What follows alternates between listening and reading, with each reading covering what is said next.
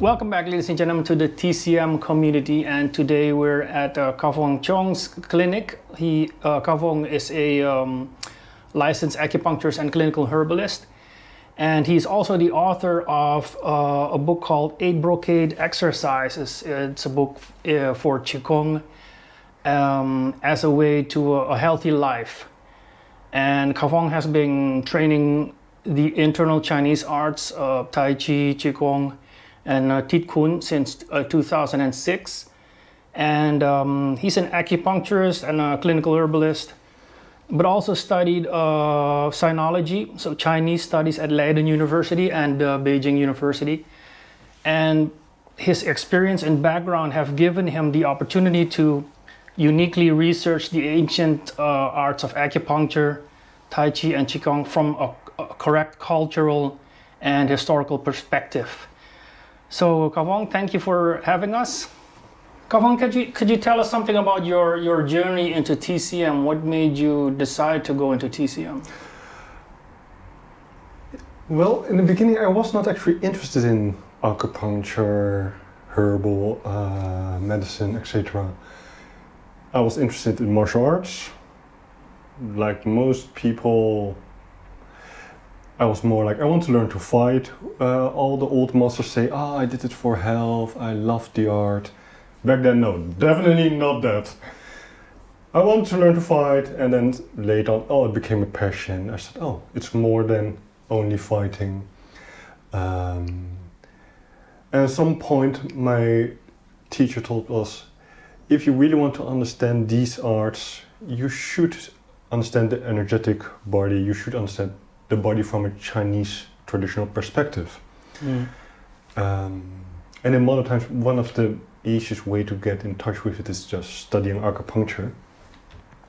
So I thought, well, if that's the way to understand these arts and getting more proficient in it, then let's do it. So I signed up for acupuncture, started studying it. Still not the idea of becoming acupuncturist or whatsoever. But then you get this, at some point you say, you need to treat some people, etc., just for your studies. And while giving treatments, I started to love the job and said, hey, this is more interesting than I thought. So I rolled into it, basically. Mm-hmm. And but that's one of the things I like about your book is that because you're also a TCM practitioner, you can explain, like you said, that you have the three separate parts, right? The outer writings, inner writings, and other writings.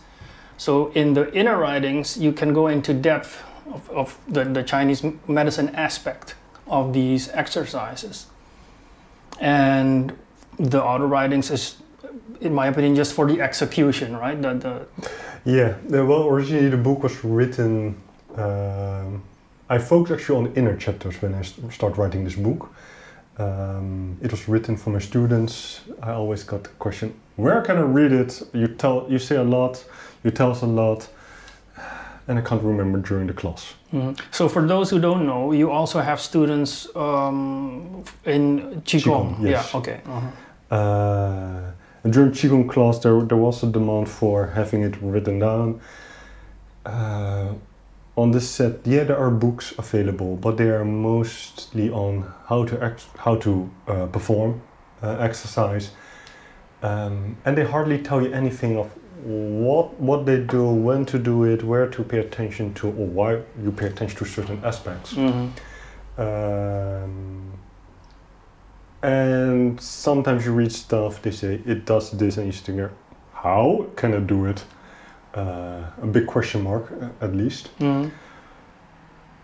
So at some point, there was the month in my group. I said, okay, let's write it down. I said, put on paper, and I started to write in a chapter, and I almost finished it. And I only need to make a few pictures, and then I have a book. So because of that, I ended up with a book, but it was actually never meant to become a book and being published. Actually. Okay, and how did you figure out the publishing part? I mean, for aspiring authors or people that want to publish a book. How to print your book? Yeah. Well, I looked into it a bit. One of the things was you could do it, of course, trying to find a traditional publisher, getting an editor on it. I thought of the process in Holland. Qigong is not really that big market, and I was writing the book in Dutch because I have students that don't read English, and the book is written for them. So it would be in Holland hard to find one that's interested in it, and I was not really looking forward to change a lot of stuff because I just want to have it like how it is now. My teacher wrote a few books as well, and he did it on the publishing on demand way. So you just do everything yourself. You have a printer, and they make sure it gets into the shops, basically. Okay, so you have to take care of the editing, the promotion, the layout, everything yourself. Yeah. Okay, but they do provide service that they get it into shops. Yeah, in Holland at least, they will make sure that it gets into the centraal boekhuis, what they call, and once there, the shops can order it, and it will be on the list of available books. Okay. So, but by the way, why did you choose to do this in book form? I mean, you could have, let's say, with modern technology, you could have chosen for video presentation. My students really had the feeling of, I want to have the theory on paper that I can read at home. Well, it's easiest to just write it down.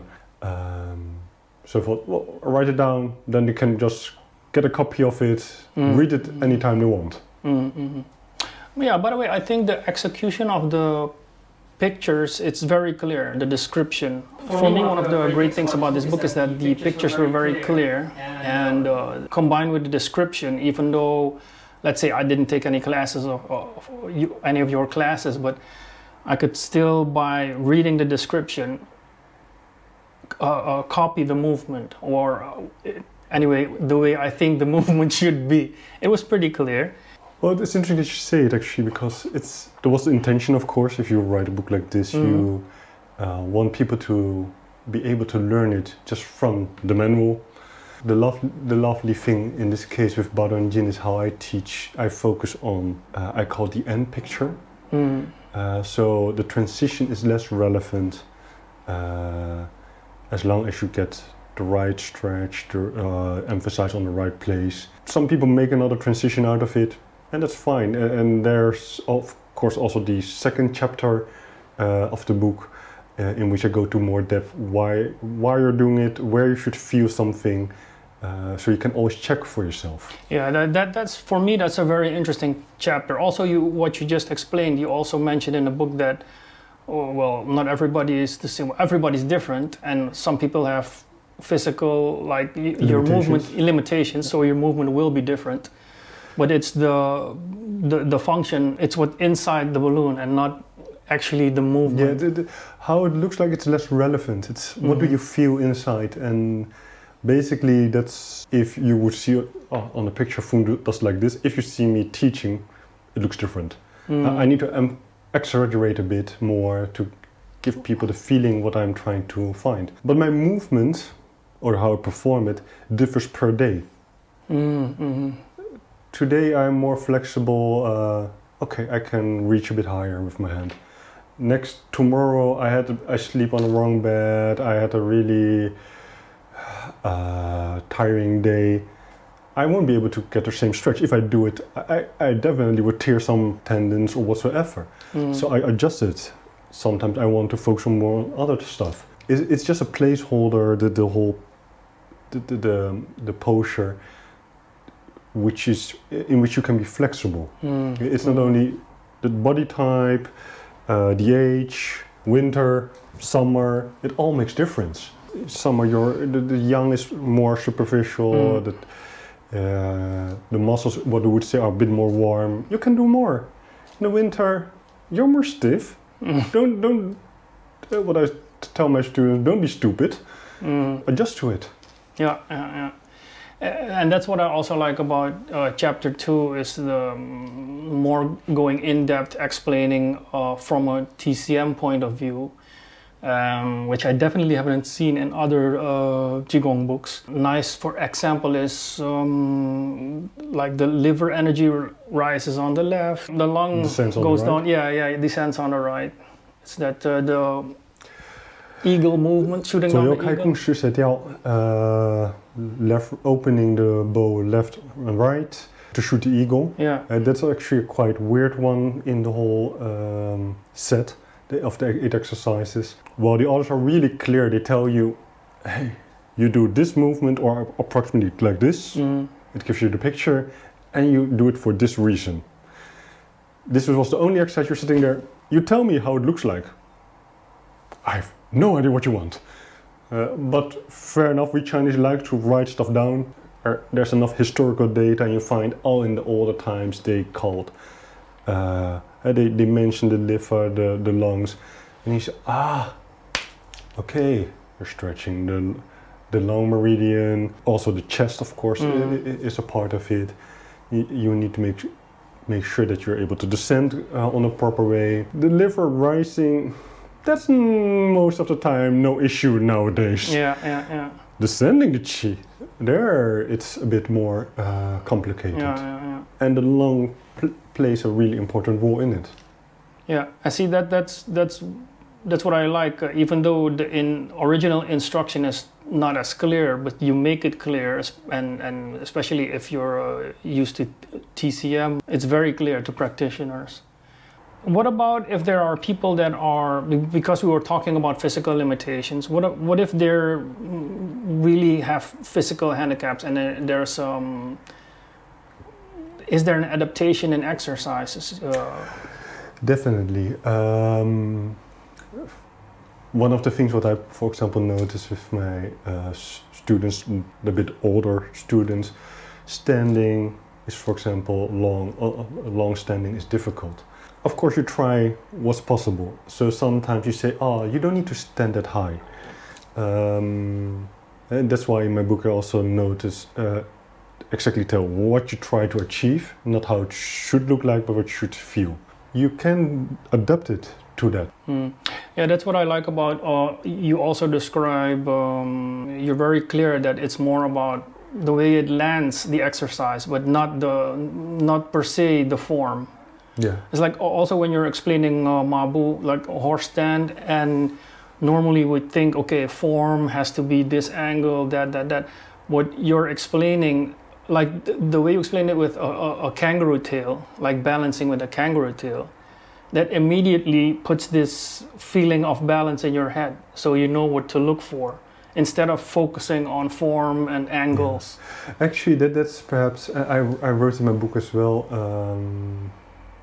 the great thing of photography and video is, you can see me on the video now, that's a great thing, but also that people know, they know how the transition goes, etc. But it's actually also killing the traditional arts. Right.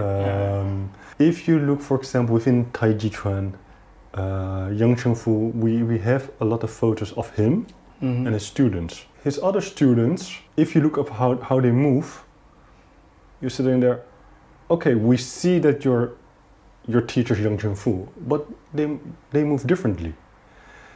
But they all were good, they were masters. And that's what my teacher always emphasized. We should try to find the feeling, and of course you're in you have some margin in which you can play, but in that you try to find the right feeling, and then it's okay. So if you look how I move different from my teacher.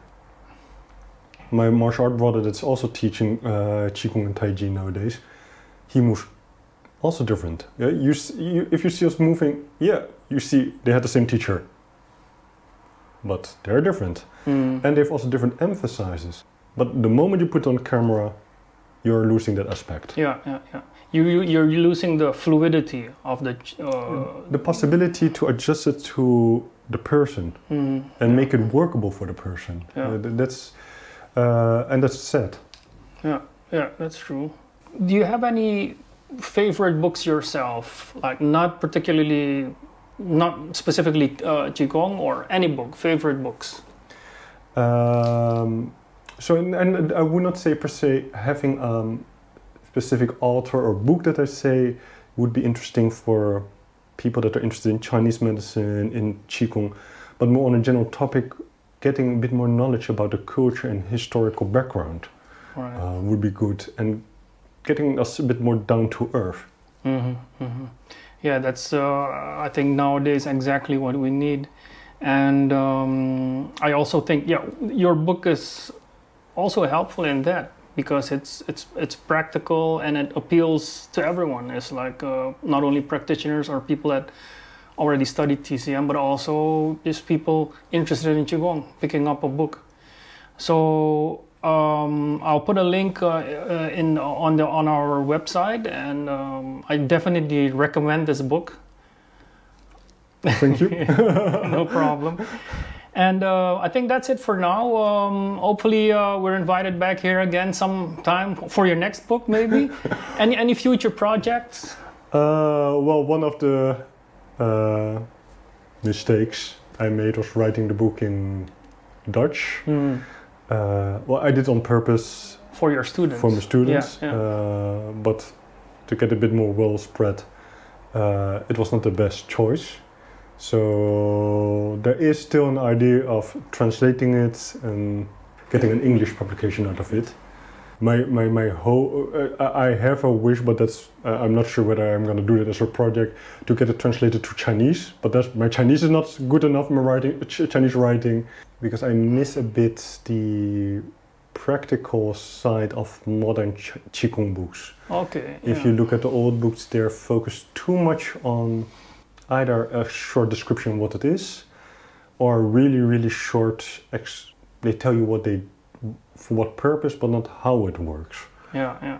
See, and that's exactly what I like about this book. So you should get it done in English and Chinese. Don't hold your breath. All right. So we'll be back here next year. No pressure. No pressure at all. Okay. Well, thanks again, and we'll see you all again next time on the TCM community. Thank you.